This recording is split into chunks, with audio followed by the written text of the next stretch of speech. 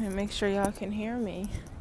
Peace and many blessings, y'all. We are coming from a different climate, and that is not even surprisingly both a spiritual different climate, an emotional different climate, and then a physical different climate, right? I have left Jamaica only a few days ago. More issues with my phone have landed me back in America, and I can describe so many different ways that connects to a pattern that I'm running through, but I'll save that for another time, maybe for something on Patreon. What I wanted to talk about was I'm prompted to speak about emotions and how when you're in a relationship and you are the person with the deeper emotional connection or with more emotional intelligence, how that can be draining. We love the wind with the ashe. Thank you, oh yeah. Yeah, how it can be draining to have the deeper sense of emotional intelligence and all that in a relationship, and just feeling how important it is to, for me, connect with somebody that has that same emotional depth, that has that same emotional intelligence, because I already have a tendency to be a leader, and in my relationship, that is a place where I would like to be led, where I would like to be more submissive. And in order for me to have comfort in submission, I need to feel safe emotionally, spiritually, physically, like all of that, but especially emotionally.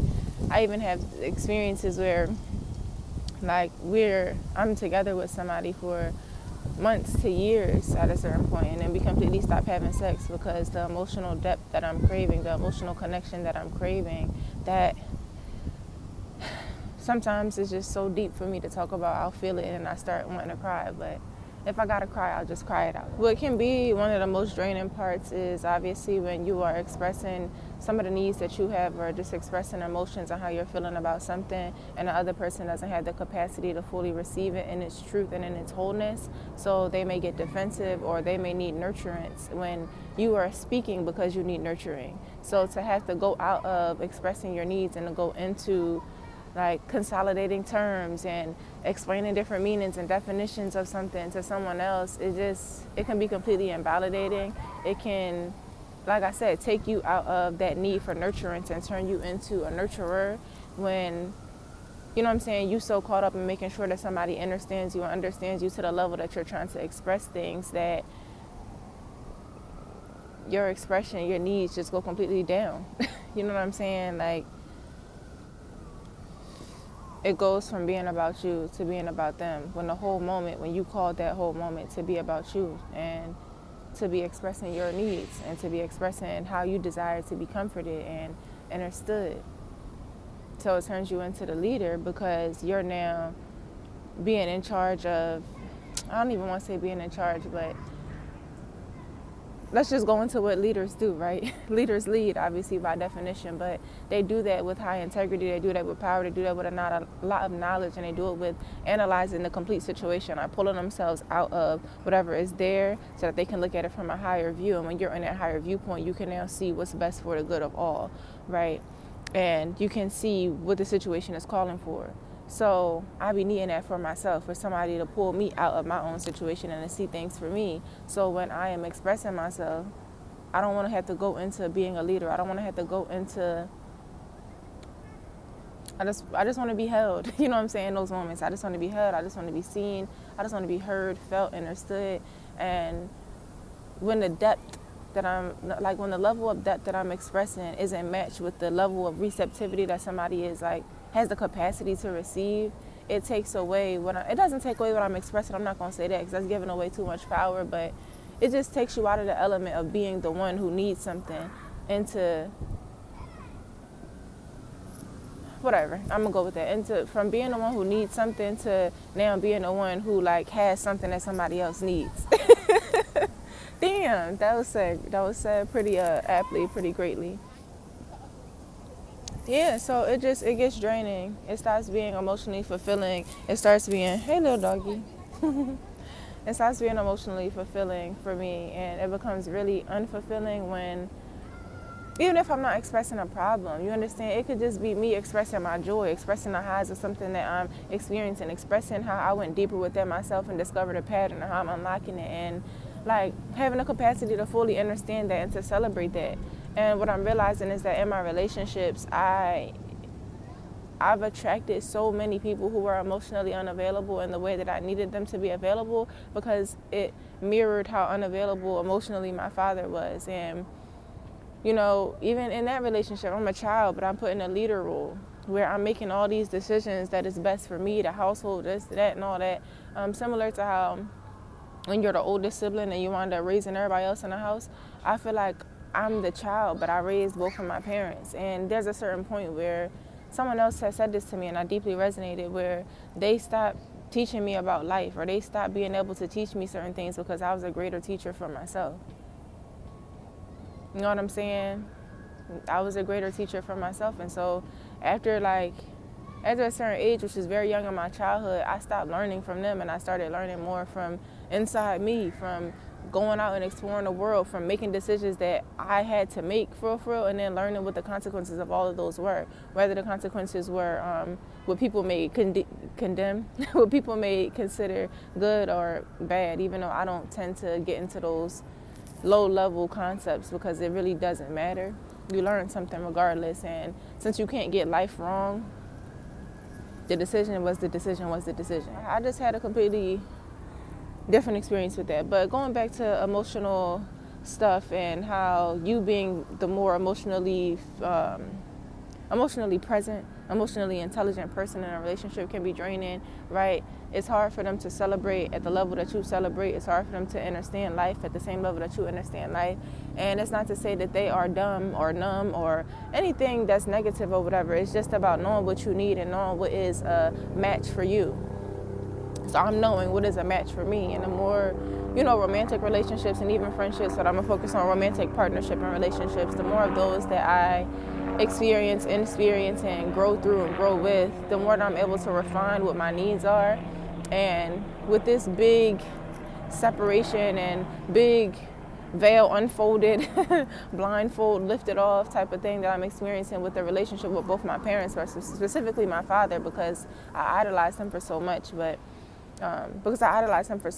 If you are interested in looking at that father wound, I speak a lot about it in my generational curses or generational, I'm going to say curses for right now, for lack of a better term, because it's not coming to me. But yeah, I speak on that video there, and then I made a whole coochie talk. I love the coochie talks, but I made a whole coochie talk about the mother wound. The more that I am seeing about the relationship that I have with my father, the more that I'm seeing how I attracted similar relationships and similar dynamics in my romantic partners, which kind of sucks for real, because I know that I'm desiring something deeper, a deeper connection in general overall, and accepting that it's okay, just accepting that it's okay for me to be this deep, because a lot of times I'll be in situations and I'm made to feel like I'm wanting too much or desiring too much, or just this whole idea of too much, when there's that saying, right, if I'm too much, go find something else, but they don't be wanting to let me go. It's like that Summer Walker lyric, something about refusing to let me go because you know that what you got is good. So you don't want me to walk out your life because you know I'm a good thing, but you are physically, emotionally, spiritually unable to keep up with me, to match up with me, to, be on my vibe. And there's nothing wrong with that. There's nothing wrong with people being on different journeys. There's nothing wrong with people having different needs. And I'm out of that whole mindset of feeling like somebody needs to do something. Nobody needs to do anything. Wherever you are is perfect. Whatever you're going through is perfect. Whatever you're striving for is perfect. But if it doesn't align with me, I have to learn to let that go. That's something else with my own insecurities, right? Where I find somebody who has so many things that I do desire. When it comes to the main one thing that I'm desiring, they don't have that. And I'm holding on to the other qualities because I feel like it's a dime and a dozen, or dime a dozen? I don't even know what that phrase means for me to say it. If I just talk about how small I feel like my dating pool is, because I'm desiring somebody who's sober like I'm sober, right? No smoking, no drinking, no nothing. Desiring someone who's clean, who eats very clean. So maybe some fish here and there, but for the most part, fruits and vegetables. Someone who goes into the market and reads the labels and is conscious about certain ingredients and how it affects hormones and how it affects the intake on metal. And it's so many things in this life that are more important than instant gratification of how good something tastes or whatever. But yeah, so someone just present and aware present and aware, because the more present that they are within themselves, the more present they can be with me. The more that they discover themselves, the more that they can discover about me, or even applaud what I'm accomplishing and applaud me and fully see me for everything that I am and not just how I show up in this physical space. Even now I feel myself getting emotional. I feel myself getting emotional because it's like you really don't know somebody until you don't know until you get deeper within it. And everybody has blind spots and all that. And I always want to be kind to myself about my choices, because I'm going to have to keep making choices, and I want to continue being confident in those choices and continue trusting myself to align with people, places, situations, energetics that, that work with me. And sometimes when I align with something that's not working with me, I have to really, really remind myself that it's helping me refine. It's helping me refining, getting closer.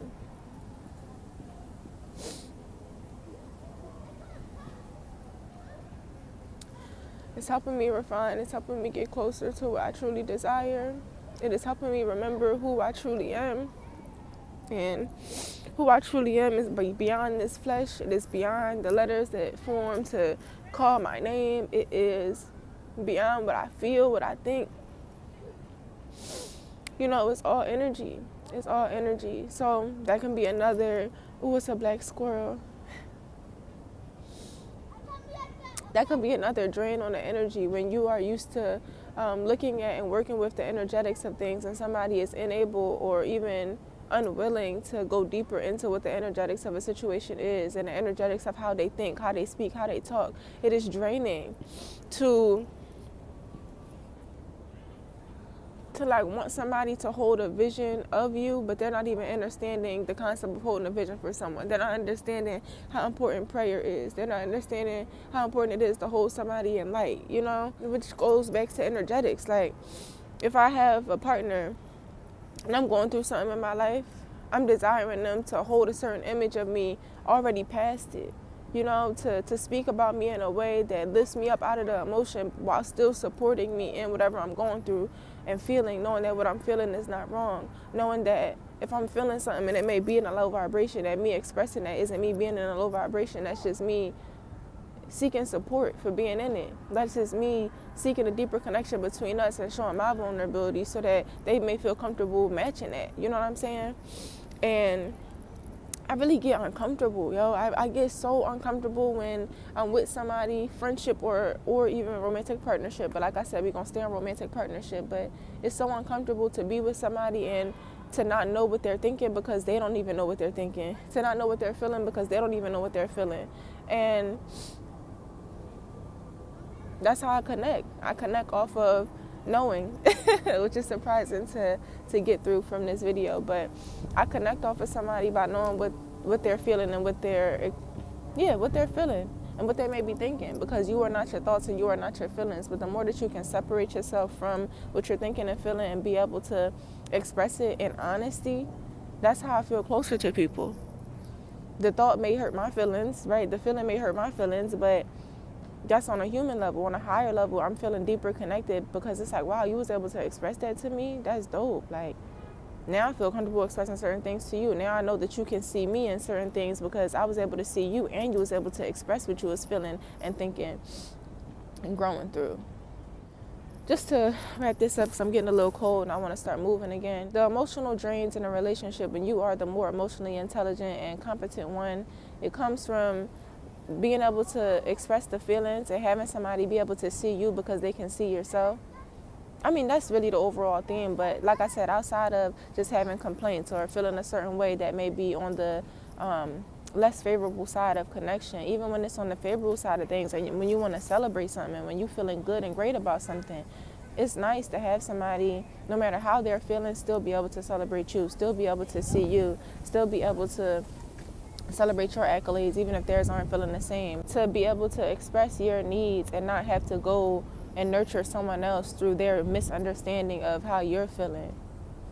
To have someone be capable of holding you, even if they may be wanting to be held at that moment. It's like I was saying before, just a few seconds ago, or a few minutes ago, if somebody expresses something to me about a thought or a feeling that may hurt my feelings, but it's their time to express, I can put aside, like, damn, I really made them feel that way. Or, yo, like, I can't believe, you know what I'm saying? Any reaction that I may have to what they're expressing to me, I can put that to the side real quick so that I can hold them, so that I can let them feel validated in what they're expressing. And then maybe another time we can talk about what I'm feeling about it. But it's probably not even necessary. That is like the needs of the ego. And yeah, man, I don't even know how to wrap this up. I probably just needed to be able to express it, to get some stuff off my chest and all that. I saw someone else, Jubilee Jackson, talk about how breakups come in waves and like processing the emotions that come through it. I don't even know if I fully let it go. You feel me? And even that fully letting go process, it's like, why do I feel like I need to hold on to this when I see that it's not serving me? Why do I need to hold on to this when I see that my deepest needs are unfulfilled, even though the other ones may be there? Like, that's the insecurity of thinking that you're not going to find it again. And if anything, you're not going to find better. You feel me?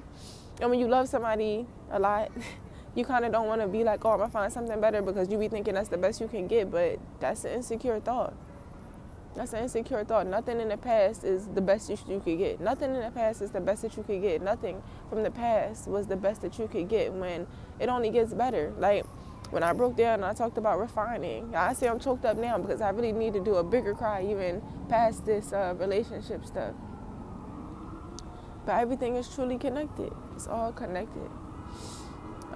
So before I start boo-hooing and all that, I'm going to go ahead and stop this. But if you resonated with anything that I've said, if you could connect to anything I said, if you even have some advice, you could drop it in the comments, because it may even help more than just me to share your experience about letting go of a relationship because you were unfulfilled in certain ways that were deep to you, that may not be deep to others. Go ahead and drop that. Know that I see you. I see you. I'm holding you. I'm with you. And yeah. No, I got a little bit more to say.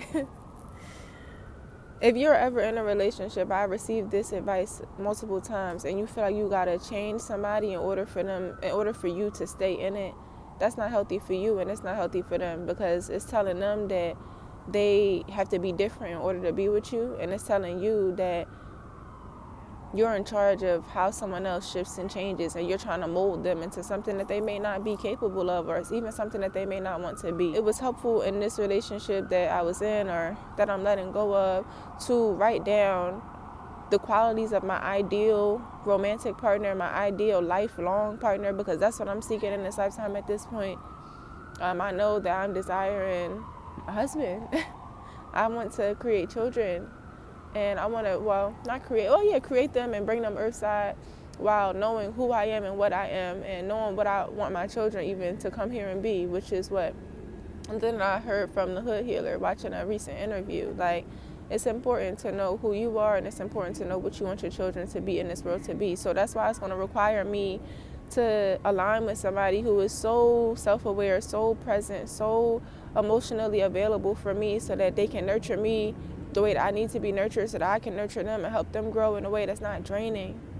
And we support each other because we both have the same level, and if not more than one another in certain parts. You see what I'm saying? To really build a strong foundation, a strong dynamic,